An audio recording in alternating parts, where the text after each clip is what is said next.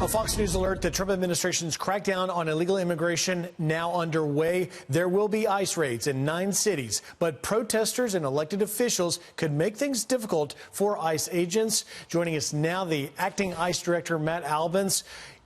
Mr. Director, what is happening this morning at this moment? Well, I won't speak to specifically anything that's going on in an operational perspective. The overarching concern when we conduct any sort of enforcement operation is the safety and security of both our officers that are conducting the operation as well as the public. But I will say that I think using the term raid does everybody a disservice. We are doing targeted enforcement actions against specific individuals who have had their day in immigration court and have been ordered removed by an immigration judge. We are merely executing those lawfully issued judge's orders.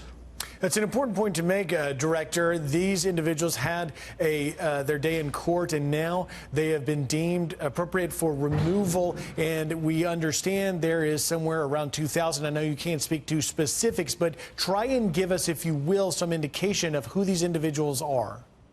Well, these are individuals who have come to this country illegally, had the opportunity to make an asylum claim in front of an immigration judge, and most of them chose not to avail themselves of that opportunity and didn't even show up for their first hearing.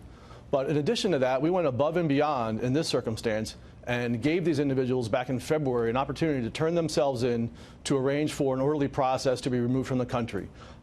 Vast majority of them, only 3%, actually responded to those letters and came in and arranged for those processes to go through. The rest of them ignored not only the judge's orders, but also our request for them to come in. At this point, we have no choice but to go out and execute those lawfully issued removal orders from an immigration judge. Director Albence, mayors across the country are actually encouraging people to resist these enforcement operations. I want you to take a listen. I'd like your reaction. There's a tremendous amount of fear in our city. So what we're trying to do is lower the fear by giving them information, and the information is empowering them. Let me be clear. We do not assist with immigration enforcement. We have been and will be and will continue to be a sanctuary city. We will continue to stand behind our immigrant communities. There's anxiety that's being created, not just in our immigrant community, but with anyone who has passion, compassion, and concern for human beings. Director, your reaction. Well, look, I think the entire public is safer when law enforcement works together. There are those occasions in which we don't ask law enforcement to enforce immigration laws on our behalf. Most of our interaction with law enforcement is simply information sharing, or most times it's actually just trying to get access to individuals that those agencies have already arrested and are sitting in their custody in their jails, where we want access to make sure that we know who's in those facilities, are they here legally, and if they're not here illegally, then we remove them from the country.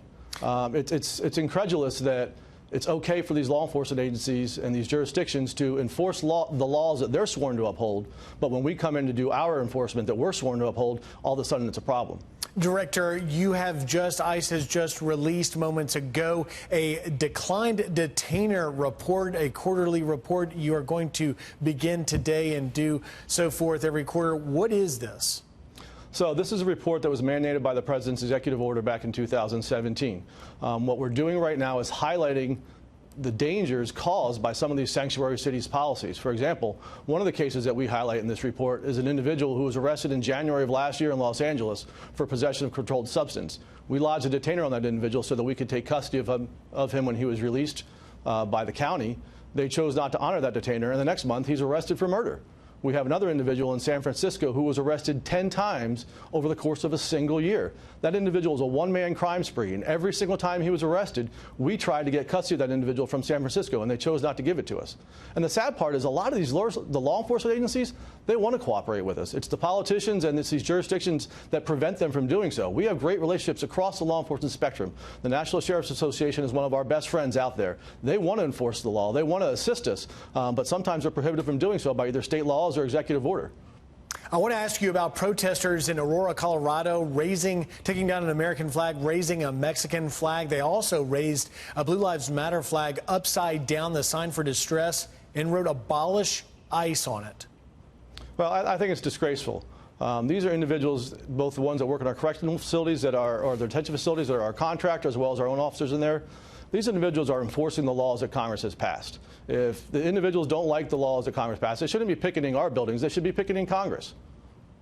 Director, are you concerned that Congress is not going to give you the support, bipartisan support, to do the interior enforcement that we have heard from so many officials over the last year that you need to do going forward from here on these enforcement actions today and then going forward? I'm absolutely concerned. As we've seen time and again, we've failed to get the support that we need, whether it's in terms of fixing loopholes in the law, which are creating this crisis at the border, whether it's in terms of funding so that, one, we can detain the individuals that we have in custody or that have been arrested by the Border Patrol or by our ICE officers, and two, so we actually have the resources to go out and do it. I will tell you this, Griff, there is no way you will ever have border security without a strong interior enforcement component. If anybody says that they can, they don't know what they're talking about. Director Albans, we wish you and all of your agents safety today as you carry out the rule of law. Thank you for taking time, and we look forward to hearing more as this debate clearly continues, and certainly, sadly, so does the crisis. Thank you, Director Albans. Thanks for your time. I appreciate it.